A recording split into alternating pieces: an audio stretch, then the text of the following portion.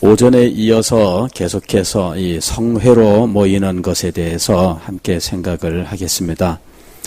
133편 이 표제가 다윗의 시, 곧 성전에 올라가는 노래 이렇게 되어 있는데 이것도 역시 마찬가지로 이스라엘 백성들이 하나님 앞에 절기를 지키기 위하여 성전에 올라와서 예배하는 것을 배경으로 하고 있습니다.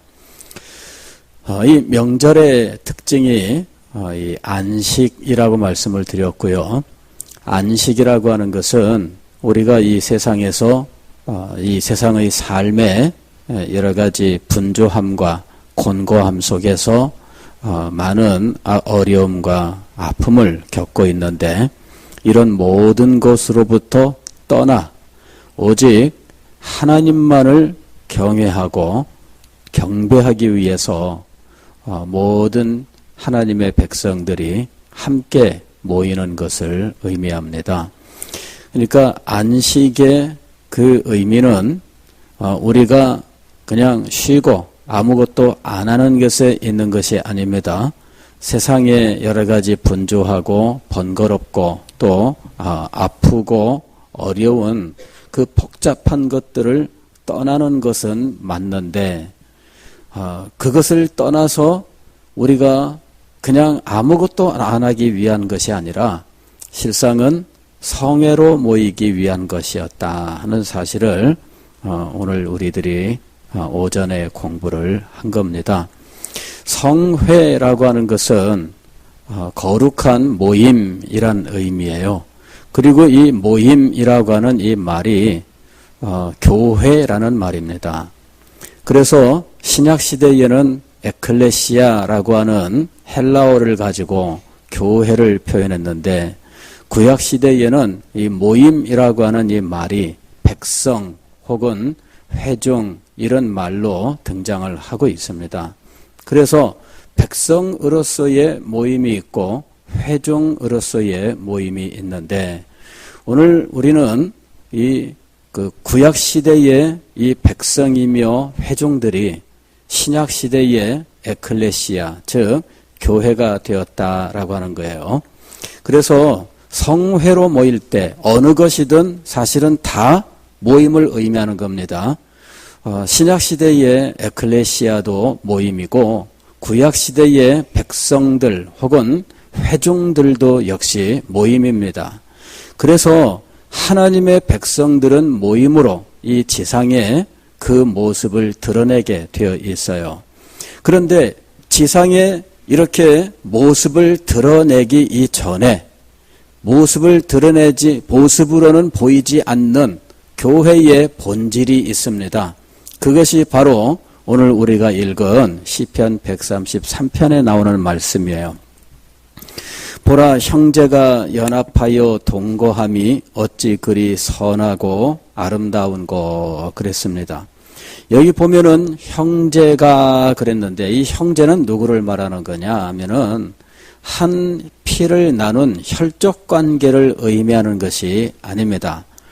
이것은 한 공동체를 의미하는 것이죠. 그래서 우리 신약교회 내에서 한 공동체에 속한 사람들은 서로 형제 자매로 지칭했던 거예요. 근데 요새는 이제 이런 일들이 참 예전보다 좀 덜합니다. 예전에는 형제 자매로 서로 지칭하는 일들이 굉장히 보편화되어 있었어요. 그래서 뭐 형제 자매 이런 식으로 서로 불러주었고 또 우리 나보다 어린 사람이라 할지라도 이제 청년이 되면은 이제 형제 자매로 불러주고 이제 이랬던 일이 있습니다. 그러니까 형제 자매로 부를 때에는 무슨 이런 뭐 높고 낮음 이런 개념이 아니라 정말 피를 나눈 형제처럼 서로 간에 이 사랑과 정을 나누는 공동체의 의미를 담아 그렇게 불렀던 것이죠. 그러니까 여기서 형제가 연합하여 동거함이라고 하는 것은 하나의 교회가 있고 그 교회 안에 있는 모든 성도들이 그리스도 안에서 하나가 되었고, 그리고 그리스도 안에서 하나가 된 이 모든 사람들이 서로를 향하여 형제와 자매로 부르게 되었는데, 이제 이와 같은 공동체성을 의미하고 있는 거예요. 이런 공동체가 되기 위해서는 먼저 신앙이 하나가 되어야 할 필요가 있습니다. 신앙이 서로 다르면 공동체를 이룰 수가 없습니다. 즉, 신앙 고백이 같고 그 신앙 고백을 해석하여 갖는 그 믿음의 내용이 같을 때 우리는 형제와 자매가 될 수 있는 겁니다.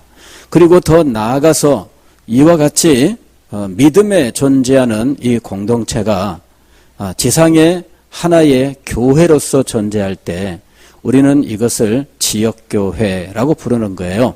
우리 서대신 교회는 바로 이 지역교회를 가리키는 용어입니다. 우리가 이 지역의 교회로서 존재하고 있는데 이 지역에 존재하는 교회의 명칭을 구태여 붙인다면 서대신이라고 하는 명칭을 붙여서 구별한 거죠. 그러니까 오늘 이 자리에 계신 우리 모두가 우리 여기 성경에서 말씀하는 형제와 자매가 되는 거예요.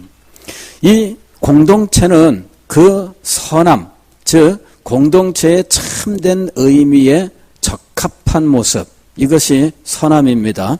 공동체의 모습에 가장 적합한 모습, 이것이 선한 것이고 이것이 바로 아름다운 거예요. 그래서 형제가 연합하여 동거함이 어찌 그리 아름다운고, 공동체가 진정으로 합당한 모습으로 그리고 가장 아름답게 존재하는 것은 연합과 동거함이라는 이야기죠. 이것을 신학적으로는 성도의 교통이라고 이야기하는 거예요. 성도의 교통. 성도의 교통이 이루어질 때 선하고 아름답다. 즉 교회가 지상에서 가장 아름답게 나타난다는 이야기예요. 교회가 이 성도의 교통이 없다면 교회는 지상에서 선하고 아름다운 모습을 가질 수가 없어요. 교회의 본질은 무엇이냐면은 성도의 교통에 있어요. 성도의 교통이란 믿음이 하나가 되고 그들이 사랑으로 하나가 되어 있을 때 그때 비로소 성도의 교통이 참되게 이루어지는 거예요. 그리고 이 믿음과 사랑으로 하나가 되어 하나님 앞에 한 예배, 한 찬송을 드리고 또한 함께 한 메시지를 들으면서 그 은혜를 서로 간에 함께 나눌 수 있을 때 우리는 비로소 연합하고 동거함이라고 하는 것이 이루어지는 거예요.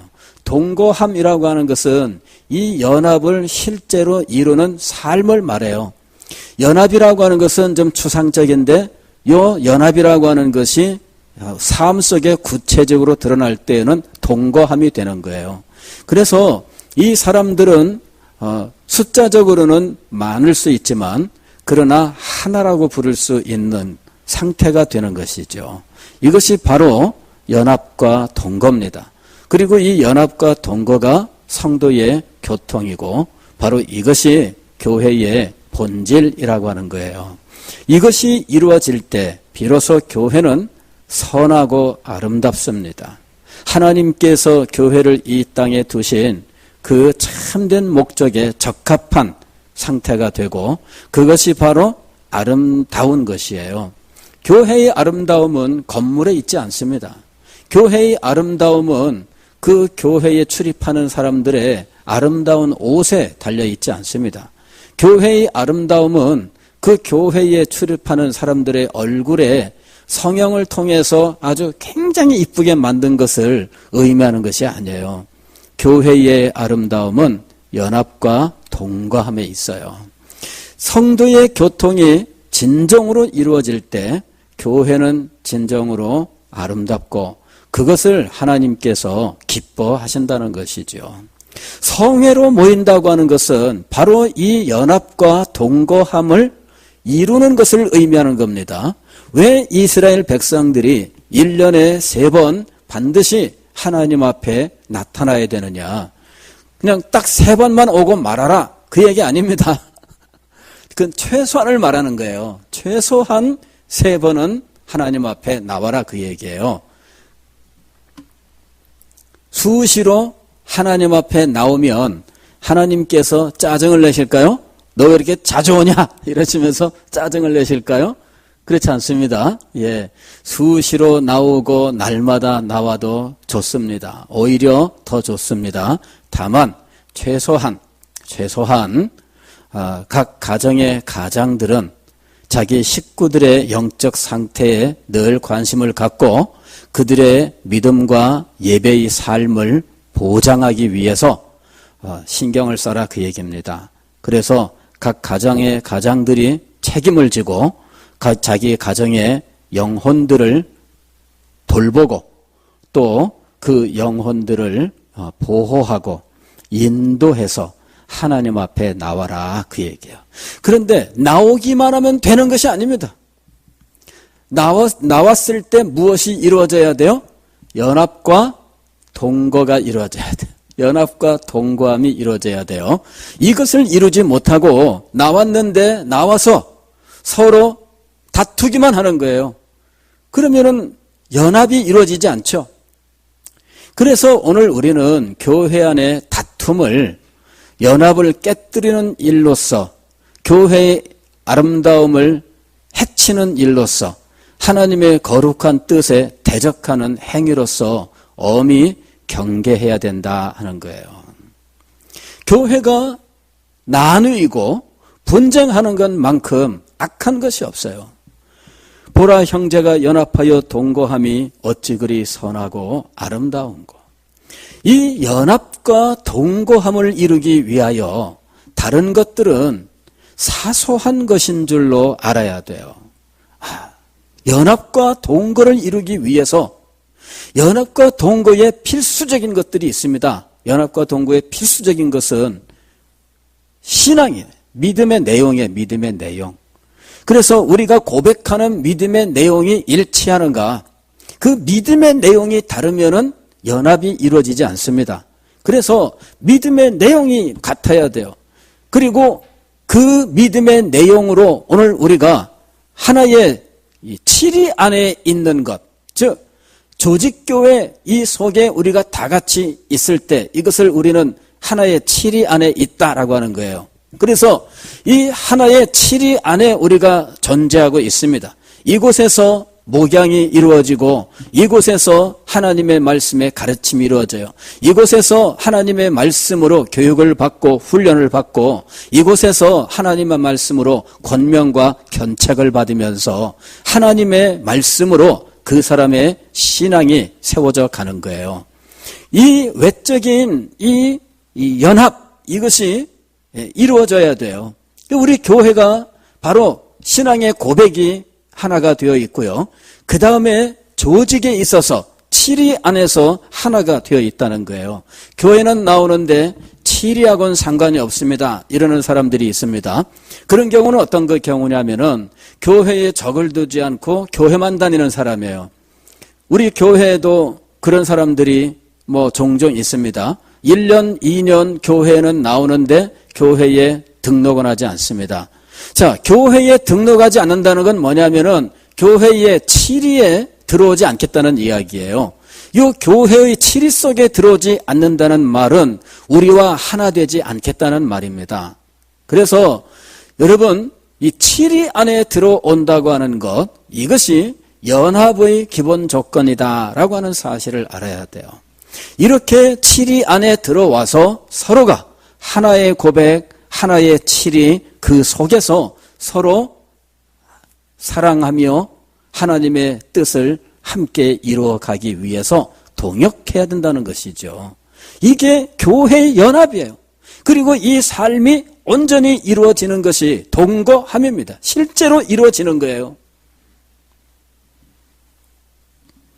그런데 이것을 제외하고는 우리 가운데 일어나는 일들은 대부분 사소한 일들이에요. 그런데 이상하게도 이 사소한 일이 성도들의 삶 속에서는 가장 큰 일이 되어 있다는 것이죠. 이게 잘못된 겁니다. 그럼 우리나라도 가만히 보게 되면은 우리의 삶을 구성하는 요소는 아주 다양하고 그 중에서 정치가 차지하는 비율은 아주 사소할 뿐인데 이상하게도 정치가 가장 크게 작용하고 있다는 거죠. 정치가 우리 삶에서 그렇게 결정적으로 중요한 것인가? 대부분의 사람들에게는 사소할 뿐이에요. 그냥 얘기 그냥 하고 뭐 욕하고 떠들고 그걸로 끝나는 것이지 그 사람들이 얘기하는 정치가 실제로 정치의 중요한 행동들이 아니에요. 물론 전국적으로 무슨 여론이 형성되고 민심이 형성되고 하는 이런 것들이 정치의 과정이긴 하지만은 그러나 우리의 삶 속에서 정치는 크지 않아요. 교회 안에서도 국가 정치는 크지 않습니다. 사소할 뿐이죠.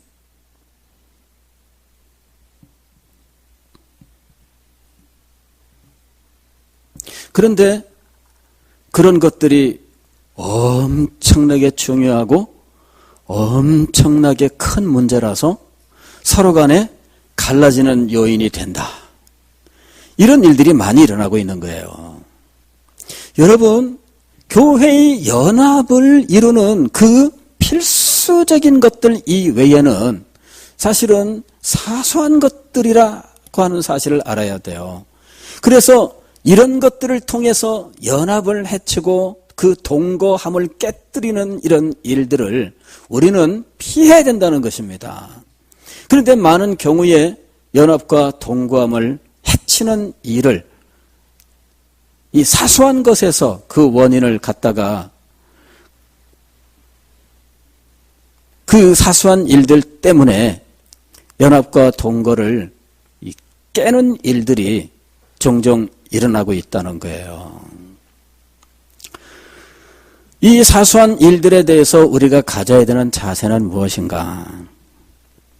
양보와 배려입니다. 양보와 배려. 대부분의 경우는 양보와 배려를 통해서 극복하게 돼 있어요. 교회 안에서 이런저런 의견이 다릅니다. 양보하고 배려하면 되잖아요. 근데 그것이 엄청 큰 문제인 것처럼 막 서로 하다가 감정 상하고 그것이 연합을 깨뜨리는 일이 된다는 거죠. 실제 우리들은요, 대부분의 경우에는 사소한 일에 목숨을 거는 경우들이 많아요. 사소한 일에 목숨을 걸면 안 돼요. 그냥 그거는 그거일 뿐이에요. 본질을 지키기 위한 것을 위하여 이런 것들을 양보하고 배려하는 마음의 자세를 가져야 되지, 이 교회를 깨뜨리더라도 이걸 내가 기어이 관찰하고 이겨야 되겠다. 교회 깨뜨리고서는 당신의 것을 지켜서 무슨 유익이 있을까요?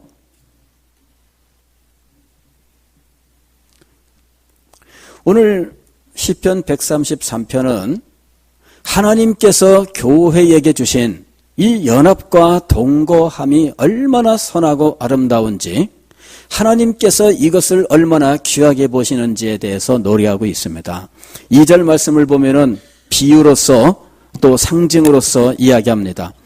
머리에 있는 보배로운 기름이 수염 곧 아론의 수염에 흘러서 그의 옷깃까지 내림같고, 얼마나 아름다운지. 아론이 제사장이 될 때 그에게 향유를 부었는데 그 향유가 머리에서부터 이 수염을 타고 흘러내려서 옷을 적시는 것과 같다, 이렇게 이야기하는 거예요. 이 향유로부터 나오는 향, 얼마나 아름다운 향입니까?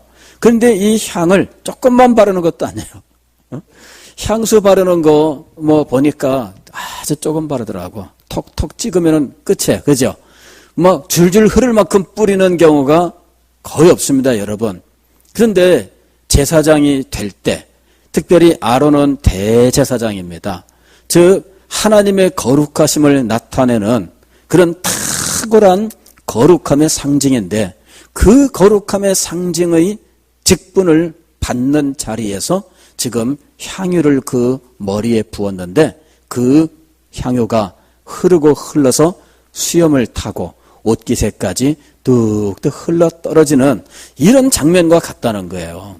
이것은 가장 아름답고 선한 것을 의미합니다. 그의 인생에서 가장 영광되고 가장 아름다운 그 순간에 그에게 흘러넘치는 이 향유와 같이 교회의 연합과 동거함은 정말 아름다운 것이다 라는 거예요. 계속해서 3절 말씀을 보면 헐몬의 이슬이 시온의 산들의 내림과 같도다 그랬어요. 헐몬산은 이스라엘 북쪽에 있는 산인데 높은 산입니다. 그런데 우리가 아는 것처럼 가나안 땅은 무슨 물이 풍부한 지역이 아닙니다. 그런데도 불구하고 풍성하게 결실할 수 있는 이유는 무엇인가? 이슬 때문이에요. 이슬. 헐몬산으로부터 이 타고 내려오는 그 이슬이 시온의 모든 땅들에 이제 그 습기를 공급하면서 풍성한 결실을 맺을 수 있게 한다라는 것을 지금 여기서 말씀하고 있는 거죠. 헐몬의 이슬이 시온의 산들에 내림 같도다. 제가 이슬이 얼마나 그 물기가 많은지 예전에 아침에 산을 한번 올라간 적이 있어요. 아침에 산을 올라갔는데 나중에 그 길을 다 간 다음에 보니까 무릎 밑으로는 흠뻑 젖은 거예요. 비도 안 왔어요.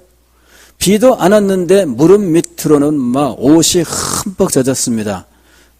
세 명 형제, 이유가 무엇일까요?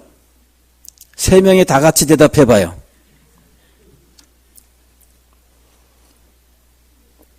이슬 때문에, 이슬. 밤새도록 이 풀잎과 나뭇잎에 이슬이 맺히는데 지나갈 때 이 이슬이 옷에 부딪히면서 다 굴러떨어져요.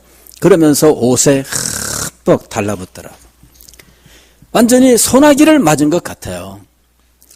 여러분, 비가 안 내려도 산에 이렇게 이 나무들이 또 풀들이 푸르르게 그 아름다움을 자랑하는 것은 이슬 때문입니다. 이슬. 지하수 그러는데 사실 지하수는 그렇게 많이 없어요. 지표면에서 쑥 빠지면 끝나는 것이고요. 실제로 지표면에 영향 미치는 습기는 이슬에서 오는 거예요. 이슬에서.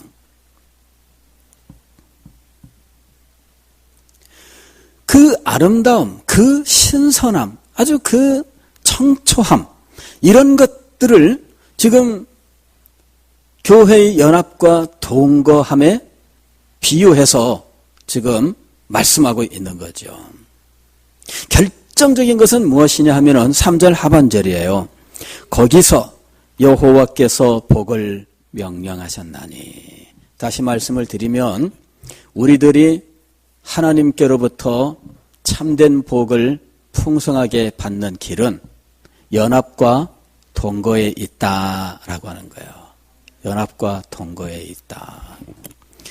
우리가 한 교회, 즉 믿음이 같고 또한 한 치례 안에 있으면서 우리가 하나님을 예배하고 경배하는 이 성회로 모이면서 우리는 이곳에서 성도의 교통을 진정으로 이루어가고 있지만, 그러나 이것을 제대로 이루지 못한다면 하나님께로부터 의미 있는 복을 받지 못하는 거예요.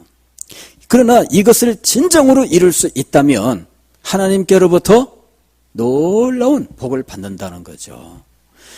여기 보면은 여호와께서 복을 명령하셨나니 곧 영생이로다. 영생은 단지 오래 사는 걸 말하지 않는다고 말씀을 드렸습니다. 생명이 충만한 상태예요. 생명력이 넘쳐나는 거예요. 건강한 아이들처럼 쉴 새 없이 그 생명력이 넘쳐나서 그 생명력을 주체하지 못하는 이런 모습처럼 여러분의 영혼과 여러분의 생활 속에, 그리고 교회의 사명 속에 이런 생명력이 넘치는 것이죠. 주님께서 이와 같이 복을 명령하셨고 그 복이 우리의 영혼과 삶 속에, 우리의 교회의 섬김 속에, 우리가 행하는 모든 일들 속에 충만하게 임하게 되는 거예요. 여러분, 교회를 아름답게 이루는 것이 우리가 주님께 복을 받는 길인 줄로 믿으시기를 바랍니다. 예, 교회는 형편없이 만들어 놓고, 교회는 맨날 싸우고 지지고 볶고 뭐 이렇게 교회 오면은 기쁘지 않아. 교회 오면은 그저 서로 얼굴 그 눈도 마주치지 않고 이러는 상황에 있으면서 복을 받기를 원한다면 여러분 그거는 잘못된 거예요.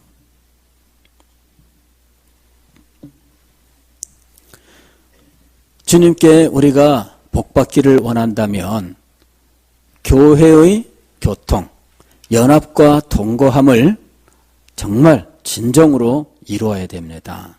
주님께서 우리에게 성회를 주신 이유가 있습니다. 성회를 이루면 주님께서 복을 명령하시는 거예요.